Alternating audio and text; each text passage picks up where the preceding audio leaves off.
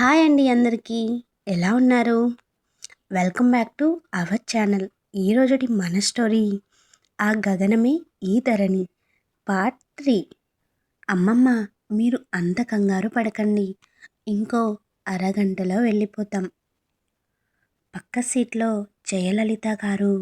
ఆమె ముఖంలో భయం, కోపం, అయోమయం అన్నీ కలిసిపోయి ఉన్నాయి.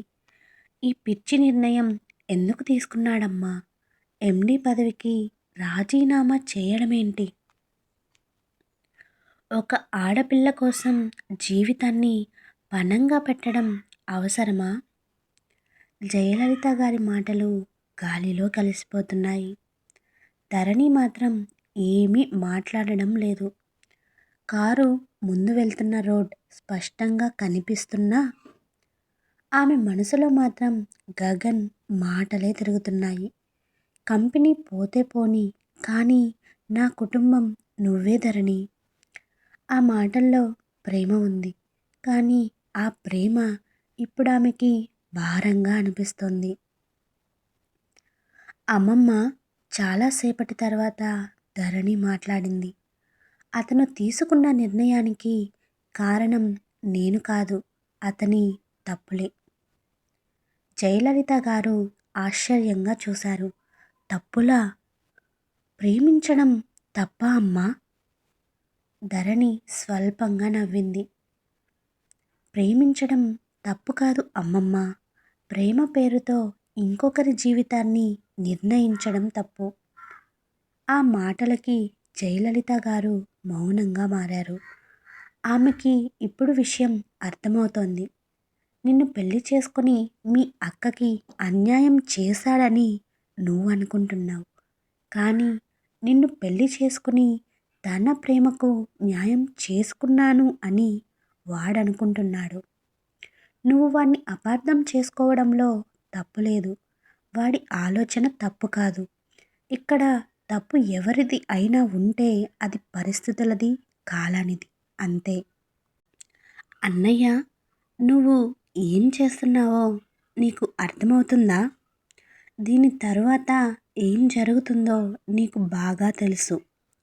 నిన్ను ఈ పొజిషన్లో కూర్చోబెట్టడానికి నానమ్మ నాన్నతో ఎంత గొడవ పడిందో నీకు తెలుసు. అటువంటిది నీ అంతట నువ్వే ఈ పదవికి రాజీనామా చేస్తే నాన్న నెక్స్ట్ మూవ్ నన్ను ఎండీని చేయడమే. ఆ పదవికి నేను అర్హుణ్ణి కాదు. ఆ చైర్ ఎప్పుడూ నీదే. ప్లీజ్ అన్నయ్య, నీ నిర్ణయాన్ని వెనక్కి తీసుకో, అభ్యర్థించాడు భువన్. కేవలం ఒక ఎండీ సీట్ కోసం ధరణి పరువుని, ఆత్మాభిమానాన్ని పణంగా పెట్టలేను భువన్. నేను చేసిన పనుల కారణంగా మన ఆఫీస్ మెంబర్స్ అందరూ ధరణిని నిందిస్తున్నారు. తానేదో తప్పు చేసినట్లుగా మాట్లాడుతున్నారు. అందుకే దానికి మూల్యం నేనే చెల్లించాలి అనుకుంటున్నాను. అందుకనే ఈ రెసిగ్నేషన్. నాకు నమ్మకం ఉంది ఈ బాధ్యతను నువ్వు చక్కగా నిర్వర్తిస్తావు అని. భువన్, వాడంతటా వాడే రిజైన్ చేసి ఆ సీట్ నీకు ఇస్తుంటే నువ్వు వాటిని బతిమలాడతావేంటి? ఎండీగా కొనసాగించమని. ఎప్పటికైనా ఆ కుర్చీ నీది, నీకే సొంతం. గర్వం, పొగరు నిండిన గొంతుతో అన్నాడు సూర్యాంష్. నాన్న, మీ గౌరవాన్ని మీరు కాపాడుకోండి. అన్నయ్య గురించి తప్పుగా మాట్లాడితే నేను ఊరుకోను. అన్నయ్యని ఏ రోజు మీరు కొడుకుగా చూసింది లేదు, తండ్రి ప్రేమను పంచింది లేదు. అటువంటి మీకు అన్నయ్య గురించి మాట్లాడే అర్హత లేదు. అన్నయ్య ధరణి కోసం రిజైన్ చేసి ఉండొచ్చు, కానీ నెక్స్ట్ ఎండీగా బాధ్యతలు తీసుకోవాల్సింది నేను కాదు, ఇంకొకరు ఉన్నారు. ఈ సూర్యాంష్ వంశానికి ఉన్న వారసులు ఇద్దరే, గగన్, భువన్. ఆ ఇద్దరికీ కాకుండా ఎండీ పదవి దక్కించుకునే కెపాసిటీ, క్యాలిబర్ ఇంకా ఎవరికీ లేవు. నేను కూడా అదే అంటున్నాను నాన్న. వంశానికి చెందిన వాళ్ళే నెక్స్ట్ ఎండి బాధ్యతలు తీసుకోబోతున్నారు. అన్నయ్య రాముడైతే నేను లక్ష్మణుణ్ణి.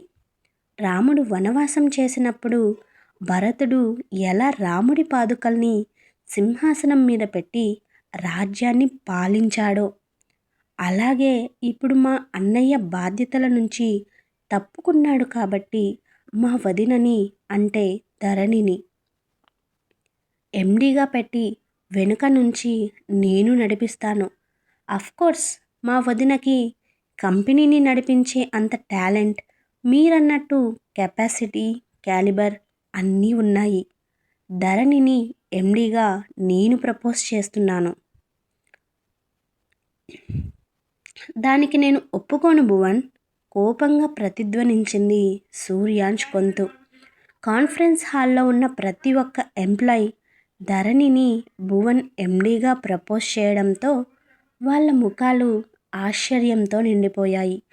అప్పుడే జయలలిత గారితో పాటు కాన్ఫరెన్స్ హాల్లోకి వస్తున్న ధరణి భువన్ మాటలు విని ఒక్క క్షణం ఆశ్చర్యానికి గురైంది. నేను ఎండీ ఏంటి అని అనుకుంటూ. జయలలిత గారు మాత్రం కొంచెం సంతోషంగానే ఫీల్ అయ్యారు భువన్ అన్న మాటలకి. భువనే గనుక ఎండీ పదవిలో కూర్చుంటే ఇక సూర్యాంష్ ఆగడానికి హద్దే ఉండదు. గగన్ని ఆఫీస్ నుంచి దూరం చేయడానికి ఏం చేయాలో అన్నీ చేసేవాడు సూర్యాంష్. కానీ ఇప్పుడు ధరణి ఎండీగా బాధ్యతలు తీసుకుంటే సూర్యాంష్ ఆటలు సాగవు అని. మీరు ఒప్పుకునేదేంటి మిస్టర్? ఇందులో 60% షేర్ హోల్డర్ని నేను, 30% షేర్ హోల్డర్ నా తమ్ముడు. ఆఫ్టర్ ఆల్ మీది 10% మాత్రమే. సో నేను కూడా భువన్ నిర్ణయాన్ని అంగీకరిస్తున్నాను. గగన్ ఆ మాట అనడంతో పిడికిలి గట్టిగా బిగించి అతను కూర్చుని ఉన్న చైర్ ముందు డెస్క్ మీద ఒక పంచ్ ఇచ్చాడు. సూర్యాంష్ ఏమీ చేయలేకపోతున్నాను అన్న కోపంతో. మీరు ఒప్పుకుంటే చాలా, నేను ఒప్పుకోవాల్సిన అవసరం లేదా అంది ధరణి. అప్పటి వరకు ధరణి రాకని గమనించని అక్కడి వాళ్ళందరూ ఆ వాయిస్ వచ్చిన వైపుగా చూశారు. ఆమె ముందుకు నడుచుకుంటూ వచ్చి గగన్ భువన్ మధ్యలో నిలబడి, నన్ను క్షమించండి, నేను ఈ పదవికి అర్హురాలిని కాను అంది ధరణి. అప్పుడే జయలలిత గారు ముందుకు వస్తూ, అలా అనకమ్మా, నేను చెప్తున్నాను కదా, ఇప్పటి నుంచి మన కంపెనీ ఎండి నువ్వే, నా మాటకి అడ్డు చెప్పకు అంది. అమ్మమ్మగారు అది కాదు అని ధరణి ఏదో చెప్పబోతున్నంతలో, చెప్తున్నాను కదా ధరణి అని కొంచెం సీరియస్ టోన్లో జయలలిత అనడంతో ఇక ధరణి సైలెంట్ అయిపోయింది. కొత్త ఎండీని వెల్కమ్ చేస్తూ అందరూ క్లాప్స్ కొడుతూ వాళ్ళ సంతోషాన్ని వ్యక్తం చేస్తుంటే సూర్యాంష్ మాత్రం కోపంతో, అవమాన భారంతో రగిలిపోతున్నాడు. థ్యాంక్ యూ భువన్, నేను చెప్పినట్టుగా ధరణిని ప్రపోజ్ చేసినందుకు. భువన్కి చీర్స్ కొడుతూ అన్నాడు Gagan. Always I'm there for you అన్నయ్య అంటూ డ్రింక్ సిప్ చేశాడు భువన్. ఓ 2 రౌండ్స్ తర్వాత గగన్ వైపు చూసి ఐ వింక్ చేస్తూ ధరణికి కాల్ చేశాడు భువన్. జయలలిత గారి కాలికి మసాజ్ చేస్తూ ఉన్న ధరణి భువన్ నుంచి కాల్ రావడంతో లిఫ్ట్ చేసి, చెప్పు భువన్ అంది.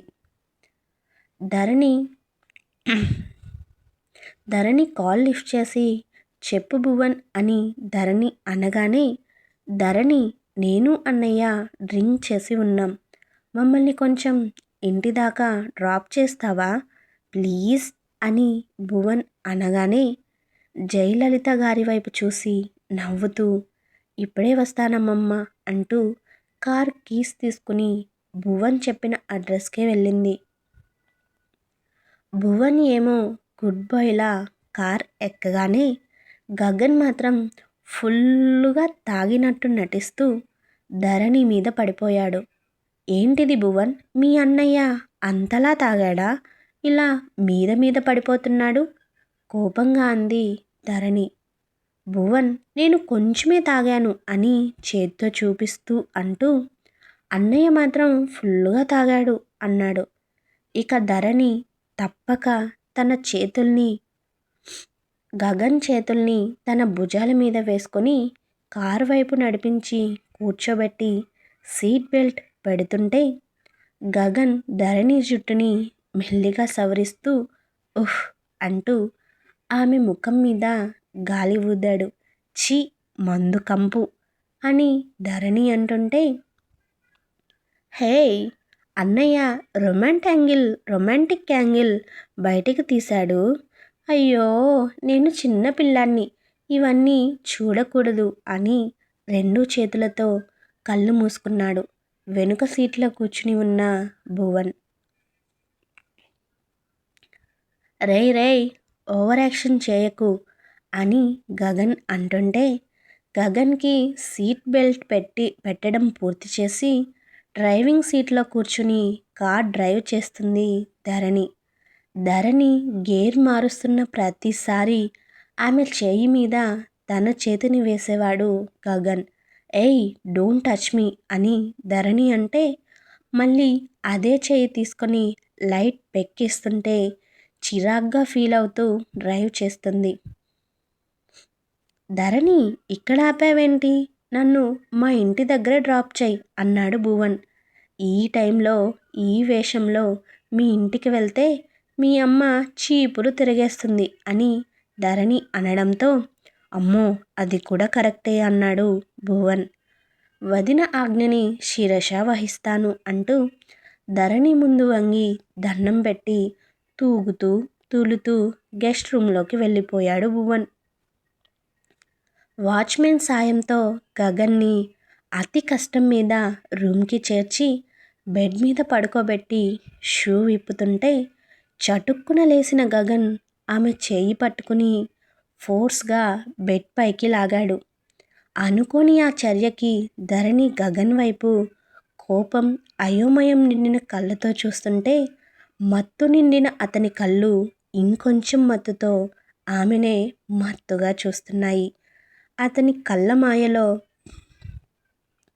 ఓ క్షణం లాక్ అయిన ధరణి మరుక్షణం నీ స్పర్శ నాకు కంపరంగా ఉంది, నన్ను తాకొద్దు అంది. ధరణి అన్నాడు బాధ నిండిన స్వరంలో. అతని పిలుపు వినపడనట్టే మజ్జిగ తెస్తాను తాగండి, మత్తు కొంచెం దిగుతుంది అంటూ అక్కడి నుంచి వెళ్ళిపోయింది ధరణి. కొనసాగుతుంది. నేను మీ Anusha Krishna signing off. Thank you for watching. Keep smiling, keep listening. Thank you.